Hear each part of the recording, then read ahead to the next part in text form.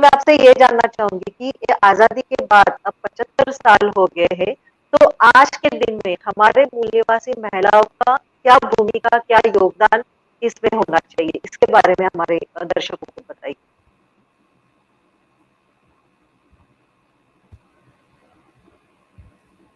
धन्यवाद मैडम। देखिए, थोड़ा आपने जो सवाल पूछा है उसके तरफ जाने से पहले इस जो हमने विषय रखा है उसके बारे में अभी हमारे पैनलिस्ट ने बहुत अच्छी बातें हमारे सामने रखी है, फिर भी थोड़ी चंद बातें मैं इस विषय के बारे में बोलना चाहती हूँ। हम ये कहते हैं, देखिए, कि ये देश है वीर जवानों का, अलबेलों का, मस्तानों का। और ये भी पंक्तियां है इसमें कि यहाँ चौड़ी छाती वीरों की, यहाँ भोली शक्लें हीरों की। तो ये जो मतलब गाने भी देशभक्ति के जो लिखे हैं उसमें एक अलग तरीके का एक प्रेजेंटेशन हमको दिखाई देता है। और इतिहास का मतलब हिस्टोरी, तो हर स्टोरी जो है वो लिखने की जरूरत है। और इस दायरे में इस विषय को मैं देखना चाहती हूँ कि मूल निवासी मतलब ये जो स्वतंत्रता संग्राम हो गया, ये कम से कम 100 साल का एक संघर्ष बड़ा रहा है। और उसमें पुरुषों की जो मतलब वीरता की जो भी बात है वो कही गई है। और साथ में हमारी जो उच्च वर्णीय जो महिला है, जैसे कि सरोजिनी नायडू हो या अरुणा आसफ अली हो, सुचेता कृपलानी हो, लक्ष्मी सहगल हो, कैप्टन लक्ष्मी सहगल, तो इन महिलाओं का ज्यादा जिक्र होते हुए हम मतलब देखते हैं।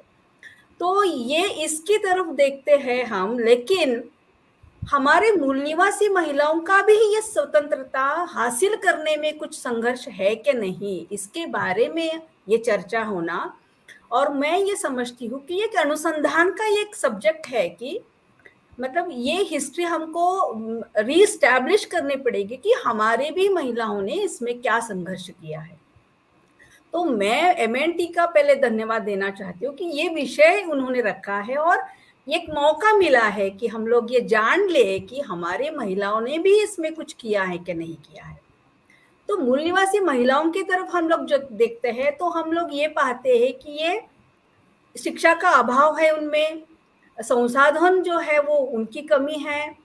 ये जाति व्यवस्था में बटी हुई मतलब औरत दिखती है और पुरुष सत्ता का भी उस पर ज्यादा एक दबाव है। और साथ में ये पारतंत्र ये स्वतंत्रता से भी मतलब परे दिखाई देती है। लेकिन ये सब होने के बावजूद भी उन्होंने एक संघर्ष जो किया है या संघर्ष के जो बीज है वो उनके खुद के जहन में पहले से थे, उसकी वजह से इन्होंने जो ये संघर्ष किया है उसको उजागर करना ये बहुत अहम बात है। और मैं ये समझती हूँ कि ये हमारे इंटेलेक्चुअल क्लास की जिम्मेदारी बनती है कि हमारे महिलाओं ने भी जो संघर्ष किया है उसको लिखने की या वो बार बार कहने की कोशिश हमने करनी चाहिए। क्योंकि ईस्ट इंडिया कंपनी के माध्यम से जब अंग्रेज यहाँ पे आ गए तो उन्होंने सबसे पहले जंगल पर उन्होंने ये सत्ता काबिज की थी।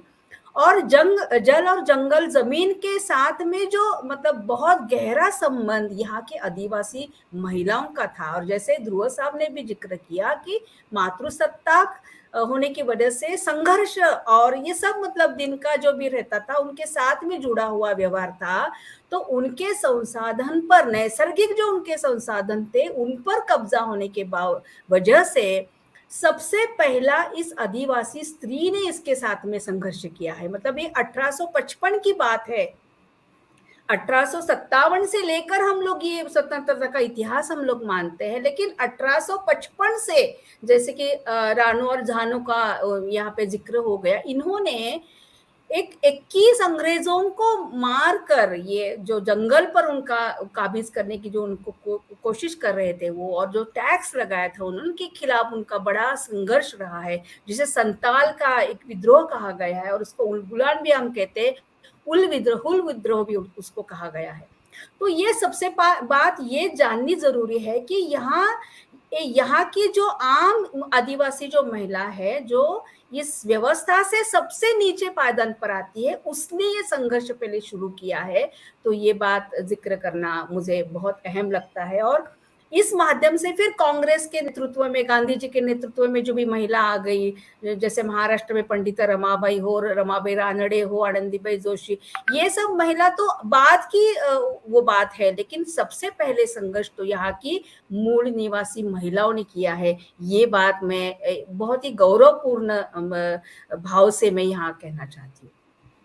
और जब स्वतंत्रता संग्राम की बात जब हम करते हैं तो उसमें जो महिला, हमारी बहुजन समाज की जो महिला है, वो उसको सामाजिक जीवन की मान्यता तभी नहीं मिली थी। मतलब ये जो व्यवस्था का जो बंधन था, जैसे पितृसत्ता हो, जाति व्यवस्था का था, एक वर्ग का बड़ा वाला संघर्ष था, क्योंकि उच्च वर्णीय जो महिला थी वो कभी भी उन्होंने हमारी आम मूल निवासी बहुजन महिलाओं की तरफ एक सहानुभूति की भावना से कभी उन्होंने देखा नहीं है। तो ये वर्ग संघर्ष भी इन महिलाओं के साथ भी हमारे महिलाओं का रहा है।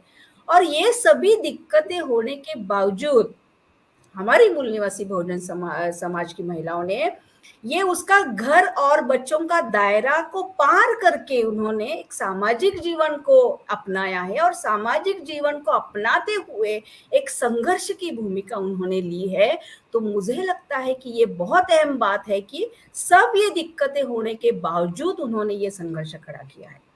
तो ये बहुत मतलब ये संक्षिप्त में बताने की कोशिश कर रही हूँ। ये बहुत बड़ा इतिहास है और इसको बहुत अलग तरीके से भी इस पर चर्चा होनी जरूरी है। लेकिन आपके सवाल की तरफ में आते हो वक्त ये कहना चाहती हूँ कि 75 साल, मतलब जैसे कि आजादी हमको मिली है तब से 1950 से संविधान लागू हुआ है, और संविधान के माध्यम से आर्टिकल 15(3) के माध्यम से महिलाओं को एक स्पेशल उनको एक प्रोविजन बनाया है कि महिलाओं की जो भी स्थिति है वो सुधारने के लिए या अफर्मेटिव एक्शन के तौर पर उनको एक अच्छी व्यवस्था दिलाने की कोशिश संविधान के माध्यम से यहाँ पे हो गई है। ये बात बहुत इंपॉर्टेंट है, और उसकी वजह से एक परिणाम हमको दिखता है कि 75 साल में आज हमारी मूल निवासी बहुजन महिलाओं की स्थिति ज्यादा इतनी अच्छी नहीं है, लेकिन फिर भी आज हम आपके साथ बात करते हैं तो एक एक ऐसी व्यवस्था बनी है, कई महिला बन गई है, और हमारे समाज में ऐसी महिला बन गई है जो इस संघर्ष की भूमिका में आज आई है, और संविधान की वजह से एक अच्छा माहौल, शिक्षा का माहौल उनको मिल गया है, और सामाजिक जीवन जो महिलाओं का, जो हमारे महामानवों के विचार में एक सामाजिक जीवन के लिए उन्होंने संघर्ष किया है महिलाओं के, तो एक संघर्षमय और सामाजिक जीवन के तौर पर महिला आज थोड़ी सी उभरी हुई हमको दिखाई दे रही है। तो ये सब स्वतंत्रता के बाद के, मतलब ये संविधान की वजह से हम महिलाओं को इस स्थिति में पाते हैं। लेकिन आज की उनका योगदान और भूमिका की तरफ हम लोग जब जाते हैं तो भूमिका ये होना जरूरी है कि हम लोग इस मकाम पे जो है वो केवल हमको स्वतंत्रता मिली, और लेकिन स्वतंत्रता भी अलग तरीके की स्वतंत्रता है। जो जो सत्ता ब्रिटिशों के हाथ में थी, जैसा आपने कहा, वो एक यहाँ के एक प्रस्थापित वर्ग के हाथ में चली गई, और हमारी जो व्यवस्था, हमारे जो स्थिति थी उसमें ज्यादा फर्क हमको मतलब महसूस मतलब दिखाई नहीं देता अगर संविधान नहीं होता तो संविधान बचाने की भूमिका में या संविधान के संवर्धन के भूमिका में हमारी महिलाओं ने आना चाहिए। शिक्षा का जो भी उपयोग है वो शिक्षा का उपयोग सामाजिक जो भी हमका उत्तरदायित्व हमारा है और सामाजिक जो ऋण है वो उसको चुकाने के लिए महिलाओं ने करना चाहिए, क्योंकि यहाँ की धर्मसत्ता महिलाओं को कभी भी स्वतंत्रता नहीं देती है, उसको मान सम्मान नहीं देती है। हम लोग इक्वालिटी ऑफ स्टेटस और अपॉर्चुनिटी कहते हैं, लेकिन फिर भी हमारा स्टेटस अभी इक्वल नहीं हुआ है। तो ये धर्मसत्ता आज भी दबे हुए स्थिति में महिलाओं को देखना चाहती है, और माननीय राष्ट्रपति जी का उदाहरण तो हमारे सामने है कि महिलाओं के तरफ किस तरीके का व्यवहार आज भी हो रहा है। और कल ही मनुस्मृति का समर्थन करते हुए एक मान्यवर महिला भी हमारे सामने, उसकी चर्चा भी हम कर रहे हैं। तो इस स्थिति में मुझे ऐसा लगता है कि मूल निवासी बहुजन समाज की महिलाओं पर ज्यादा जिम्मेदारी बनती है कि संविधान के माध्यम से उनको जो भी कुछ मिला है उसका रक्षण करने के लिए उसने आगे आना। ये अहम बात मुझे इस चर्चा के माध्यम से मैं बताना चाहती हूँ। धन्यवाद मैडम।